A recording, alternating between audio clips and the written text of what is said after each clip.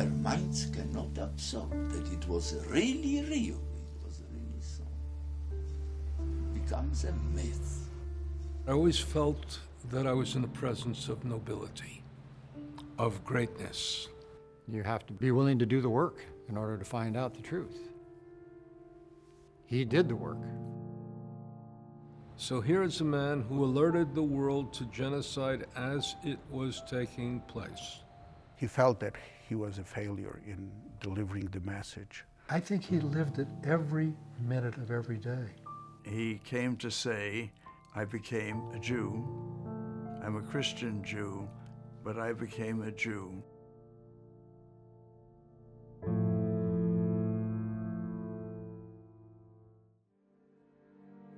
Jan Karski, a man who told of the annihilation of the Jewish people while there was still time to stop it. Rarely do we get an opportunity as performers to share this kind of material. Our world is in peril. Every day it becomes more and more fractured, toxic. I experienced David's performance and was just blown away. We can't imagine a more resonant story for this moment and for this time. So I asked Derek, could I help you? Could we capture this on film?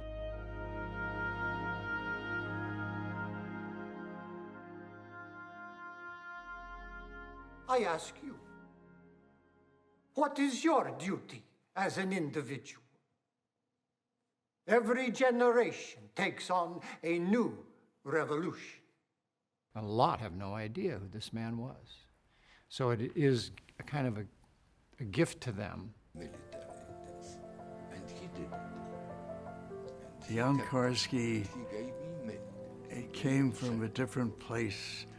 It was a place of dignity and integrity and a place of true patriotism. I was struck because it was a story of failure. And I find stories of failure to actually be more generative than stories of success. They teach us what we've done wrong in relationship to what's happening in the world right now. Then the sun descends on one point alone. A man, medals on his chest, light glowing around him. I felt like there was a way that we could translate it on film in a way that was, going to feel like a cinematic adaptation. Only from time to time. The scale and vision grew from a live capture of David with maybe 3 cameras. We decided, no, let's film this like a movie. Turning the camera, in a sense, into kind of the extension of an experience that we built for an audience and seeing the kind of complementary but also different rules and opportunities. It was a very intentional choice to shoot it single camera. So there's not a cutaway in the piece. We have no alternate angles that we can cut to, that we can work around if we find ourselves in a pinch with how we shot it or something. So everything had to be worked out exceptionally precisely. The camera follows David and gets so close that you are just in Karski's world. I understand my mission. I am not supposed to have any feelings. I am a camera. It's a dance, the piece, in a certain way. And in a sense, on film, that dance became, so much about focal shifts, like the difference between looking into the camera and off the camera and off the aside. It felt to me like he was moving through these sort of 3 different worlds in a way. There was this white world where there's the hope for moral clarity and justice.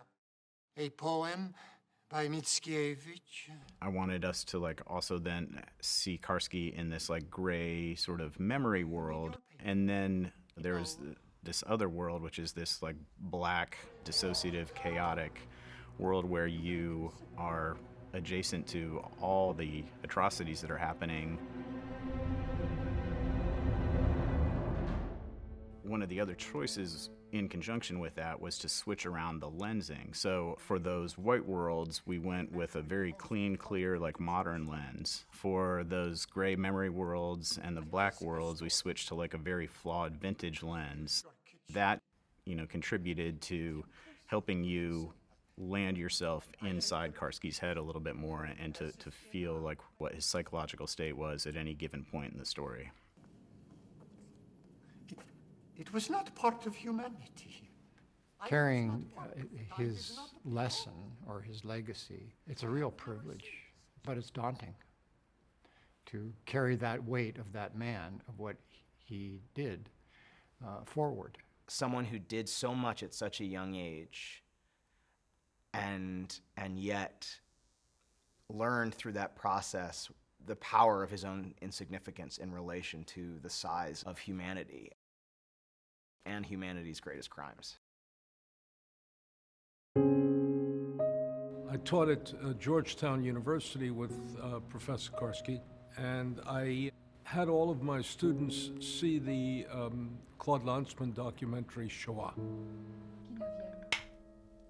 They saw him as an old man in what appeared to be a documentary which they thought was taken, 40, 50 years ago. He thought that that cannot be the same person. That person who is in the show is dead.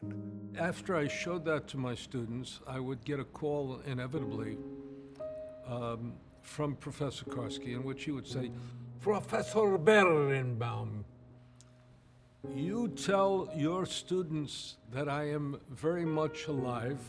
There will be plenty of time for me to be dead." When I became president of Georgetown in 1989, I, of course, got to know Jan because he was so prominent in the School of Foreign Service. Classes ended at 5, and that's when the cocktail hour began, and that was fine with me. Karski was a diplomat.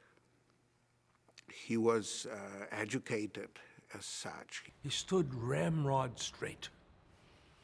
Always immaculately dressed. I don't know whether David has ever worn such good clothes as Jan wore. He was very European in dress. Pocket handkerchief always. Part of the reason he was chosen as a courier was he had a photographic memory. He used the language, "I am a tape recorder." His name was Kozielewski, but Karski became his courier name and stayed with him. He was a heavy smoker, but somehow he talked himself into believing that if he smokes only the end of the cigarette, it's healthy. It's still okay. He is more than the President of the United States. I see a lord of humanity. Karski used to mimic Roosevelt. Long cigarette. He would go like this. "You tell your people that we shall win the war and then we shall do something about the refugees." And his response for that was, "By then it'll be too late." Karski never wavered, never. He knew that there is just one truth, no different takes on it. He was willing to try to save people who were not co-religionists. He was Catholic, they were Jewish. And that's part of the courage and morality of Karski. We can organize for you to visit the Jewish ghetto. We can organize for you to visit the Jewish camp. He almost had no choice. He had to become a Jew, as he said, and he had to identify with the suffering people he saw. Let's remember also, the Warsaw Ghetto was the capital of Poland. So although they were not his co-religionists, they were citizens of his country.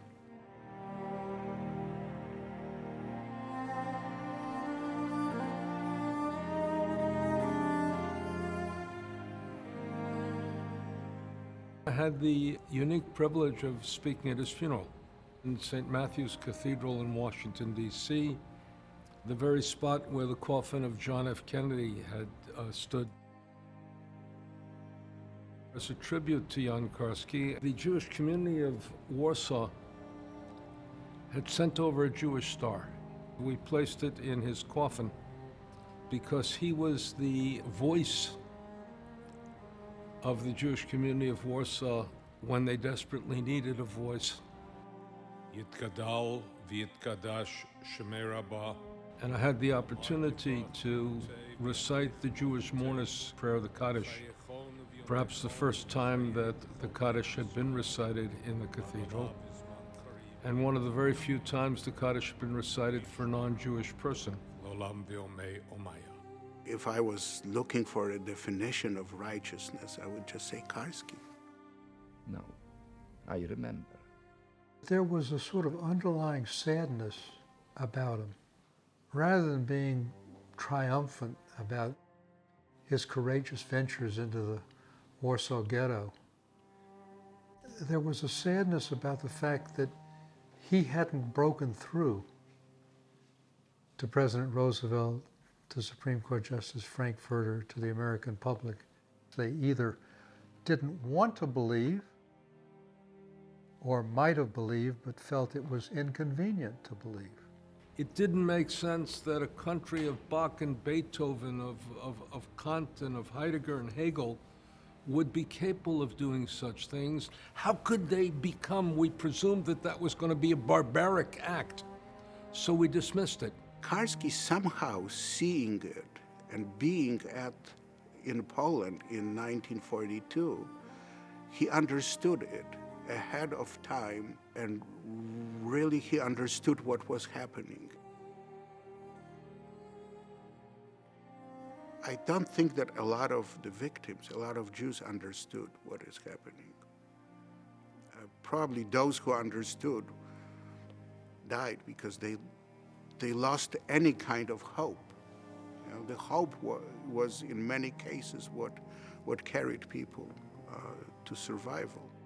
This sin will haunt humanity to the end of time. It haunts me now, and I want it to be so. When he said, "I want to be haunted by this," he never wanted to forget what he had seen, what he had tried to accomplish, and what, from his perspective, he had failed to do. It's a powerful idea to want to be haunted by something and to make that choice. And it took Karski, I think, a while to say that. He said it in 1981. He thought that he had written 2 pretty good books. Karski's memoir, Story of a Secret State, which he wrote, before the war ended, that was a Book of the Month Club, a bestseller. But what he really had done was teach a great many students who would never forget him. For years, Jan Karski's students at Georgetown University knew he was a great professor. What they didn't realize was he was also a hero. Alone on stage, dancing, barefoot, a girl, a Polish girl of outstanding beauty. Her name is Pola, a Polish girl named Pola, Pola Nerenska. He married a very beautiful, very talented dancer of Jewish origin.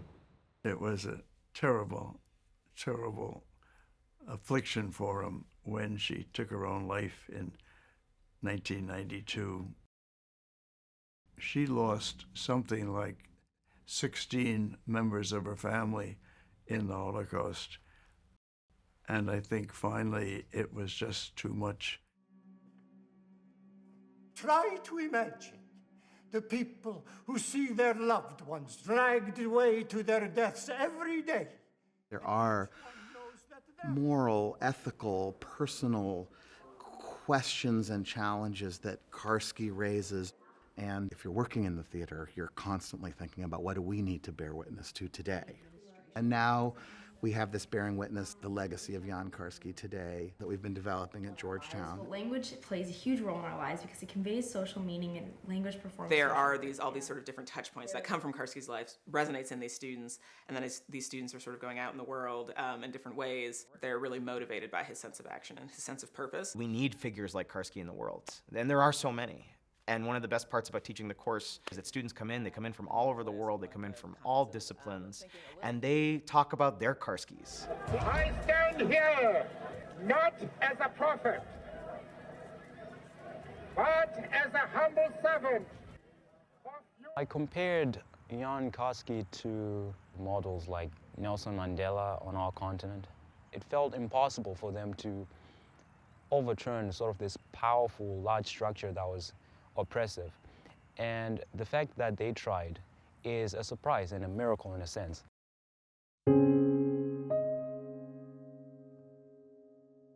I think about the status of truth. How do we know what to believe? The sense of disinformation and of competing and alternate truths is so pervasive and such a crisis in the world, but in particularly, I think, in the lives of students as they're trying to process and understand who to be and what to do. When I walk past the bench, I remember, I get a feeling of what it means to be brave and to try hard to do something good. If there is no effort at Allied intervention, within the year, the Jewish people of Poland will cease to exist. For me, it was not only the importance of this Holocaust story and this one individual, but the lessons that he represented. I feel like it's incredibly relevant to what we're experiencing around the world. Misinformation, disinformation, who do we believe, who do we know, is telling the truth. What is the truth? How relative are these truths to each other? One line in the film, that human beings have infinite capacity to Have ignore. infinite capacity to ignore things that are not convenient. And how do we stay engaged, interested? What can we do? I think the best way to honor Jan Karski's memory, his courage, his morality, we can't all be Jan Karskis. They're few and far between. But it does mean speaking out when you see injustice, not turning a blind eye. We need to interrogate, we need to grapple, we need to acknowledge. All those I am reporting to are very important people, and I am an insignificant little man. Bearing witness and talking about the truth and being honest about the truth and the things that we're seeing, those are things that enable us to have a future. And my hope is that it enables us to have a just future. We don't, I think, have false illusions that a work of art is going to radically change some of the core issues that this play asks us to think about or grapple with. But just as Karski did, I think significance comes from then individuals who, in witnessing it, find themselves taking more or different responsibility or wanting to live with some of the values and principles that Karski insisted on and espoused. And that, to me, as an artist, that feels like enough. I'd like to read something that Jan wrote. I am old and no longer strong. I don't need courage anymore. So I teach compassion. Wonderful. Isn't that wonderful?